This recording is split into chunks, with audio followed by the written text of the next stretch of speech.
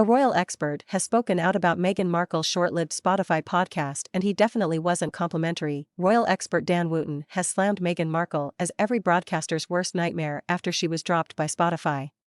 The Duchess of Sussex was let go by the company after just one series of her Archetypes podcast, which consisted of 12 episodes.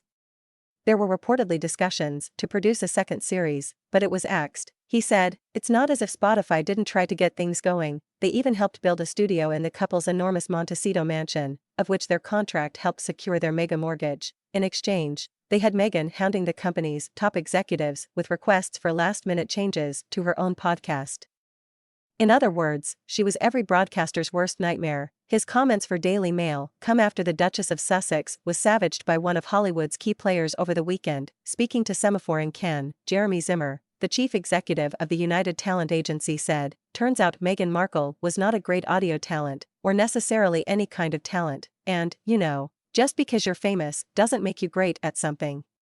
Earlier this month, Spotify announced that it would not be renewing its deal with Archetypes Audio, meaning there won't be any more episodes of Meghan's podcast produced by the streaming platform. In a joint statement, they said they had mutually agreed to part ways and were proud of the series we made together. There had been speculation that their collaboration with Netflix would follow suit after Dan Wootton claimed in his column that the streaming platform was not happy with the Sussex's output, but the streaming giant has quashed the rumors.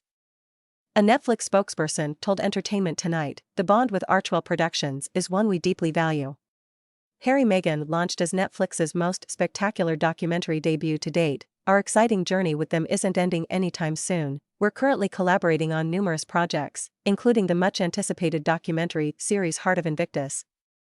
Heart of Invictus is scheduled to be released in August this year and will follow a group of service people as they prepare to compete in the Invictus Games tournament held in The Hague." The couple's history with Netflix has been mixed, as their explosive series Harry Meghan was one of last year's biggest hits for the streaming giant. It saw the pair lift the lid on their relationship and experiences as working royals and was watched by millions around the world. But another one of their projects, an animated series called Pearl about a 12-year-old girl who is inspired by powerful women in history, was cancelled by Netflix due to cutbacks. Meghan was set to be an executive producer on the series, alongside Elton John's husband David Furnish, although it was reportedly still in the development stages when it was called.